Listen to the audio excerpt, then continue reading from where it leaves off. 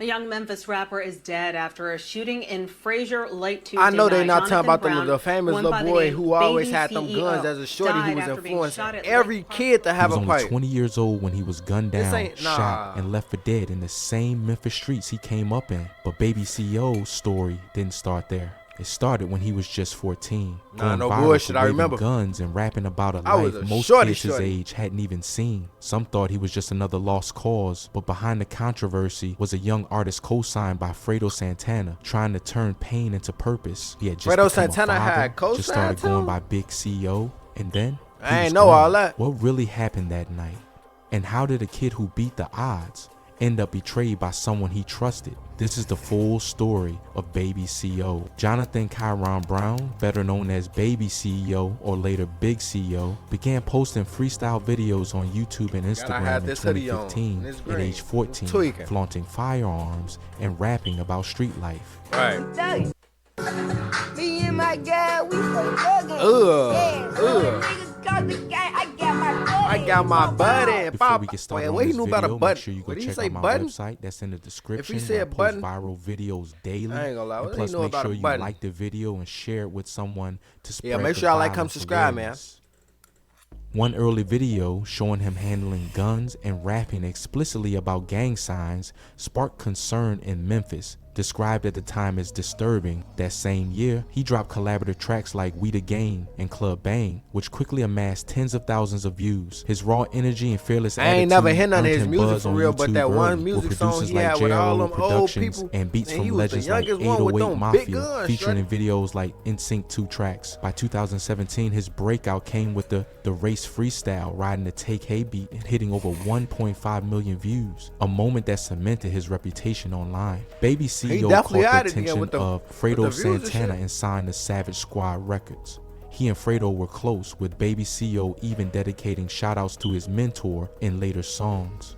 In 2019, he released singles like Don't Like Me and Life Story, the latter referencing Fredo and keeping the connection alive. According to Famous Birthdays, he claimed tracks like Reach, Run It Up, and No Hook as his notable hits, culminating in his first studio album, Big CEO, in 2019. In November 2020, BabyCeo announced he had become a father, posting proudly of his newborn son. Damn. Streams and views climbed after he dropped the single Can't Wait, which hit over 1 million views on YouTube and 110K plus streams on Spotify. Despite hustling to stay grounded, videos of him displaying firearms with friends and crew continued, a street image he maintained even as he approached manhood. Memphis drill culture often blurs the line between rap and gang life. Reddit commenters note that BabyCeo was That's the one thing people struggle with doing. Trying to balance street with they rap life. to local police. Growing up around his older brother Bud, one account states. Reddit threads from Memphis 10 suggest he belonged to the CBG/Longview set, with fallout involving someone he considered a brother. Legally, his main run-in came in 2015 when he was arrested for a probation violation and detained in juvenile custody. After that, he stayed out of major legal trouble until his death. By early 2021, BabyCeo stood at the cross. At least he knew how to keep himself out of jail and not go back. He said that first time, it showed him he don't want to be there again. Crossroads of rising stardom and deep street loyalty, between viral song drops, brand new fatherhood, and simmering neighborhood conflicts. He represented the dangerous blend of rap dreams and neighborhood loyalties. On the cold night of January 19, 2021, flashing police lights illuminated a quiet corner of Fraser, a neighborhood in North Memphis. Shortly before 10 p.m., gunfire shattered the calm. Witnesses later described hearing a rapid burst of shots, numerous explosions echoing through the dark. Police rushed to a house near Schoolfield Road in Lake Park Cove and found a young man lying on the ground, mortally wounded. Paramedics pronounced him dead at the scene. It didn't take long for those on the block to recognize the victim, 20-year-old Jonathan Brown, better known in the streets and online as BabyCeo. In the hours leading up to his death, Jonathan was in the company of someone he trusted with his life. According to street accounts, BabyCeo spent that evening with a close friend, a childhood buddy he considered like family.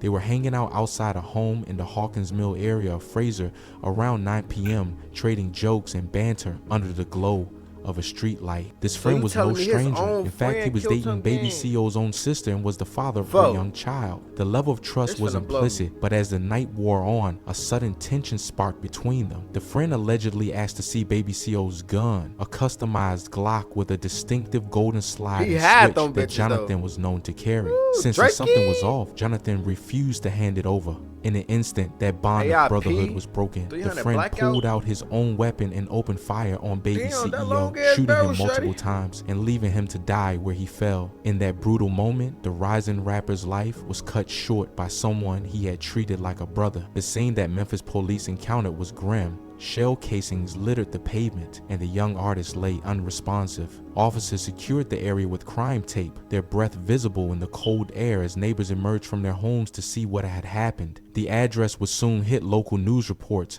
a man killed in an overnight shooting in Frazier, but the full story of what led to this killing was just beginning to unfold. The investigation, in the immediate aftermath, the police were tight-lipped about the incident. They confirmed that a shooting had occurred in Frazier and that the victim was dead, but initially, they did not even release the young man's name. Officially, he was just another John Doe pending notification Damn. of kin. Behind the scenes, however, word And in of real Baby life, bro, you don't CEO's wanna be death no was John already Doe. spreading like That's gonna be wildfire on hurtful. social Nobody media know and who you hip-hop is, you forums. just By the next day, gone. Nobody Memphis know police who publicly it confirmed the is. victim's identity That as shit 20-year-old Jonathan Brown, But they Baby pronounce him as- CEO, oh, but no bro. details were given about any suspect or motive. The police refused to speculate, stating only that the investigation was ongoing and asking anyone with information to come forward. As journalists pressed for answers, the authorities remained cautious.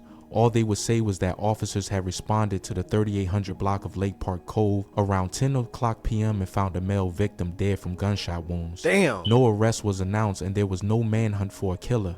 A curious silence that left many wondering if the shooter was known or even present when police arrived. Indeed, rumors later hinted that the person who shot Baby CEO stayed on the scene and claimed self-defense, leading the case to be treated as a justifiable homicide. In street parlance, the case went cold before it ever warmed up. Officially, the Memphis Police Department never confirmed those details, but insiders whispered that Jonathan's death had been ruled justifiable, implying the shooter convinced authorities it was self-defense. With no charges filed, the investigation quietly faded from the headlines, leaving a void of unanswered questions. Behind police doors, one can imagine detectives grappling with the unsettling truth that the prime suspect might have been the very friend who reported the shooting. If this friend indeed pleaded self-defense, it would explain the lack of an arrest. Did an argument escalate into a shootout? Did Jonathan pull his gun first, forcing his friend to fire? Those crucial details remain shrouded in secrecy. What is clear is that Jonathan Baby CEO Brown died from bullet wounds, not an overdose or natural causes, despite early confusion on that point. The streets knew it was murder, even if the law was reluctant to call it that. And as the official investigation stalled, the task of making sense of Baby CEO's death fell to the community and internet sleuths, who began piecing together their own narrative of that fateful night.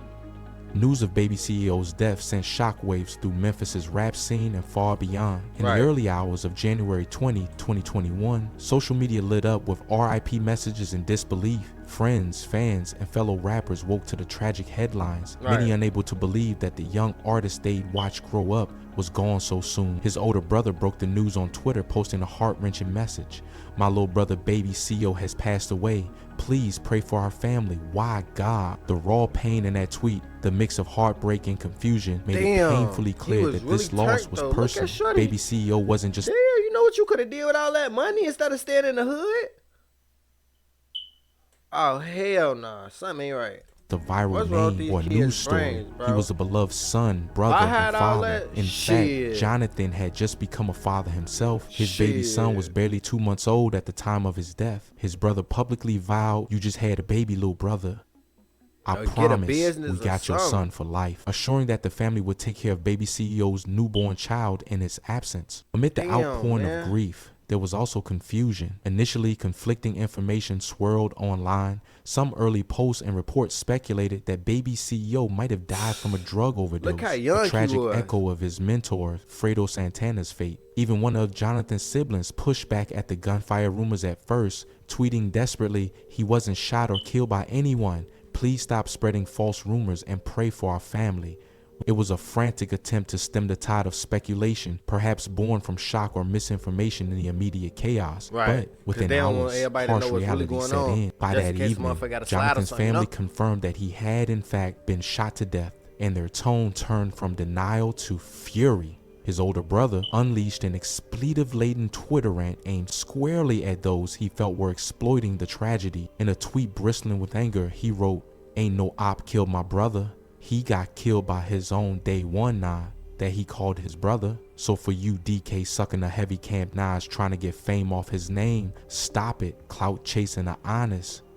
The message was as clear as it was bitter. No rival gang or enemy op had done this. BabyCeo was betrayed by a friend, and anyone in the streets claiming credit or clout from his death needed to shut up. That explosive statement reverberated through the... Y'all just making anything up at this point. It's like they know, folks. Memphis hip-hop community. Doing all Heavy these Camp is the crew of popular Memphis songs, rapper Black Youngster, and do BabyCeo's brother was directly calling them out, implying that some associates of Black Youngster had been bragging or spreading rumors about involvement. It was a bold move, effectively drawing a line in the sand between BabyCeo's family and those who had long feuded with him. Right. Jonathan had indeed been beefing with Black Youngster, who hailed from the same part of town, as well as a local rival known as J90 in the months before his death. Now, in the wake of the killing, the family wanted to squash any notion that those enemies were responsible. This was personal betrayal, not a victory for a rival. Another thread of speculation involved jealousy and clout. BabyCeo had enjoyed a burst of viral fame as a kid and was known in Memphis rap circles, but he was on the verge of something bigger. He had recently been recording new music under the moniker BabyCeo, shedding the baby as he entered adulthood. There was a sense that 2021 might have been his year to finally break out for real. This fed a theory that perhaps his friend turned killer resented his success. He got killed by his own friend who wanted fame off his name, as BabyCeo's brother put it bluntly on Twitter. The streets of Memphis remember BabyCeo. You killed this man because you ain't had the same platform, platform, but for the promise of what he was same shit becoming. He had. A young father, a rap artist trying to find his footing. In the end, his story is a chilling testament to how unforgiving that environment can be. A split-second decision, a flash of jealousy or fear, and a life can be snuffed out before it truly blooms. The death of BabyCeo is a Memphis tragedy, raw and real, the kind that leaves everyone wondering how things might have been different if trust hadn't turned into betrayal on that dark January night. Right. I ain't even gonna lie, man. That's crazy, folks. Make sure y'all like, comment, subscribe.